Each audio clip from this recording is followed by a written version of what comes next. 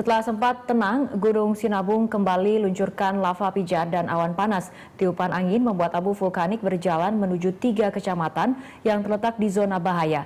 Meskipun masih aktif, hingga saat ini status Gunung Sinabung masih siaga 3. Erupsi Sinabung membuat warga Kecamatan Payung panik berlarian. Erupsi hari ini lebih besar dibandingkan Senin kemarin.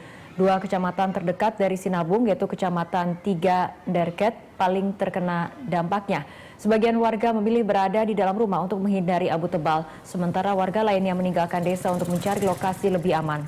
Berdasarkan data pengamatan Posko Pemantauan Gunung Sinabung, tercatat gempa guguran erupsi Gunung Sinabung sebanyak 33 kali dan disertai luncuran awan panas serta semburan debu vulkanik setinggi 500 meter hingga 1.500 meter. Di mana yang kelima, Pak? Mana Pak?